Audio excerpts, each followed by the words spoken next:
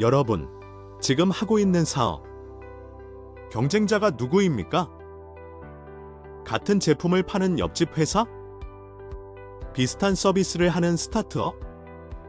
틀렸습니다. 경쟁자는 훨씬 많습니다. 카페를 운영한다고 해보죠. 경쟁자는 옆 카페만이 아닙니다. 편의점 커피도 경쟁자입니다.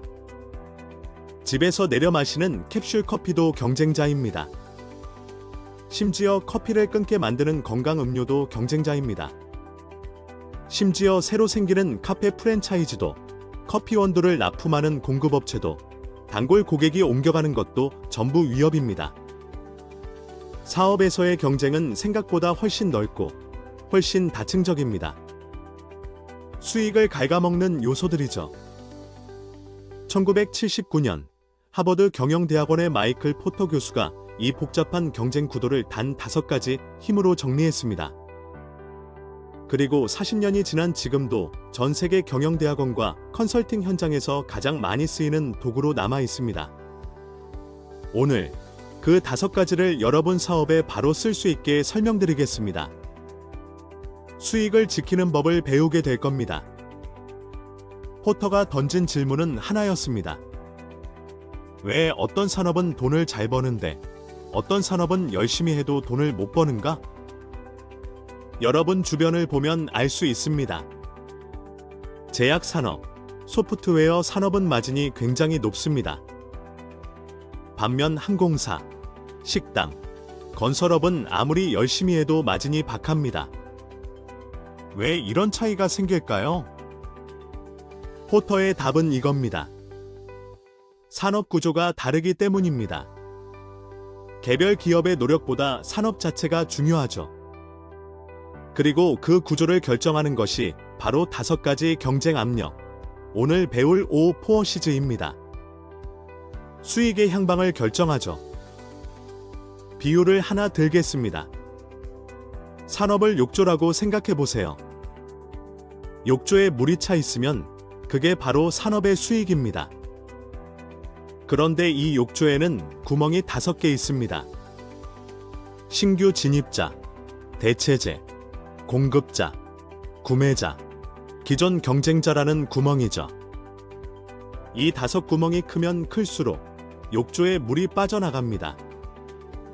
아무리 물을 부어도 수익이 새어나가는 거죠. 전략의 목표는 하나입니다. 내가 있는 욕조의 구멍이 얼마나 큰지 파악하는 것입니다. 현실을 직시해야 하죠. 그리고 구멍이 가장 작은 자리를 선점하는 것입니다. 그곳이 바로 여러분이 돈을 벌 수 있는 자리입니다. 자, 5가지 힘을 하나씩 설명하겠습니다. 먼저 가장 핵심인 중앙의 기존 경쟁자 간 경쟁 강도입니다. 같은 시장에서 싸우는 경쟁자들이 얼마나 치열하게 붙는가입니다. 경쟁이 치열할수록 가격은 내려가게 되죠. 동시에 마케팅 비용은 올라가고 결국 여러분의 수익은 쪼그라듭니다. 가장 눈에 보이는 위협이죠. 판단 기준은 3가지입니다. 먼저 경쟁자 수가 많은가? 그리고 시장 성장이 멈췄는가? 입니다. 마지막으로 제품 간 차별화가 없는가입니다. 셋 다 예라면 가장 혹독한 치킨 게임이 시작된 것입니다. 두 번째는 신규 진입자의 위협입니다. 새로운 플레이어가 얼마나 쉽게 이 시장에 들어올 수 있는가입니다. 진입 장벽이 낮으면 우리가 돈을 잘 버는 순간 경쟁자가 우르르 들어옵니다. 수익이 금방 나눠지죠. 진입 장벽이 높아야 우리의 수익을 보호할 수 있습니다. 진입 장벽이 높아야 우리의 수익을 보호할 수 있습니다.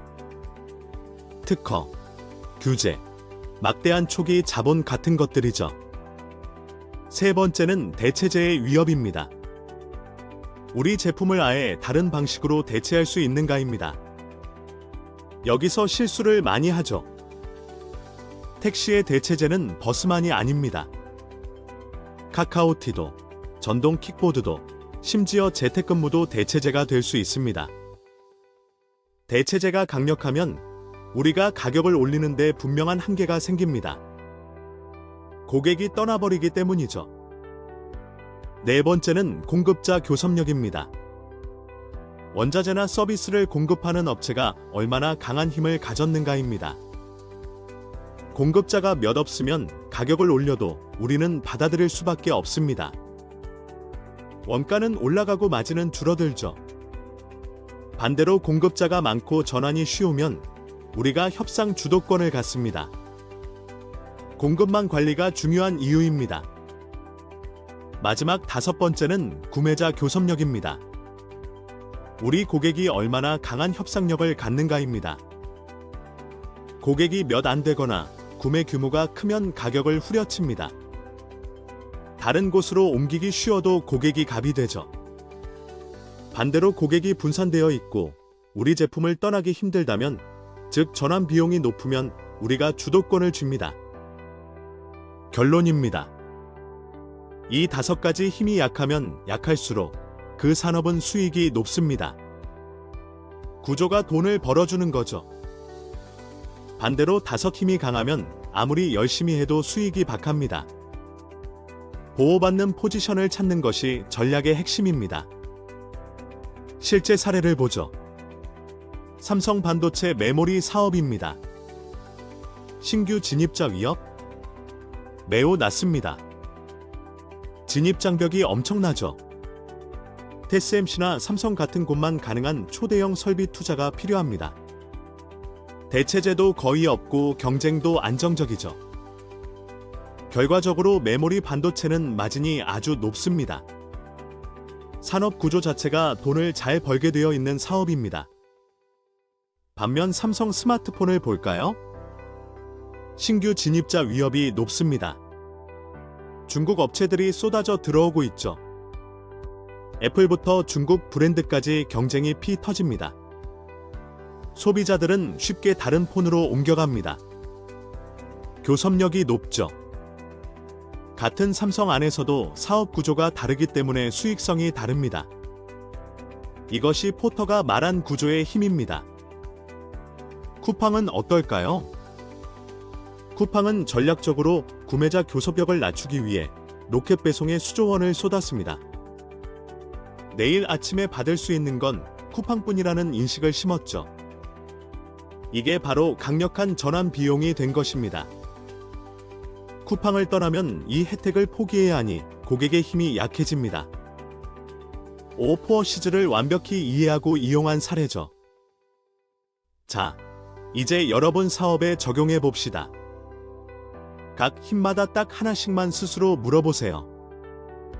진단이 시작됩니다. 첫 번째, 기존 경쟁자입니다. 지금 이 시장에서 가격 전쟁이 일어나고 있습니까? 그렇다면 위험 신호입니다. 두 번째, 신규 진입자입니다. 새 플레이어가 들어오는데 6개월도 안 걸린다면 진입 장벽이 너무 낮은 겁니다. 세 번째, 대체제입니다. 고객이 우리 제품 없이도 문제를 해결할 수 있나요? 그렇다면 대체 위협이 큰 겁니다. 네 번째, 공급자입니다. 주요 공급업체를 바꾸는 게 너무 비싸고 어렵나요? 그렇다면 공급자가 갑인 상황입니다. 다섯 번째, 구매자입니다. 고객이 당장 내일이라도 경쟁사로 옮길 수 있나요? 구매자 교섭력이 매우 높은 겁니다. 진단이 끝났나요? 그럼 이제 가장 강한 위협 포어스 하나를 고르세요. 거기에 여러분의 자원을 쏟아야 합니다. 모든 곳에 대응하려 하면 힘이 분산됩니다. 가장 큰 구멍부터 막는 것이 생존의 지름길입니다. 기억하세요. 오늘 배운 핵심 내용, 딱 세 가지로 압축해서 정리해드립니다. 이것만은 꼭 가져가시기 바랍니다.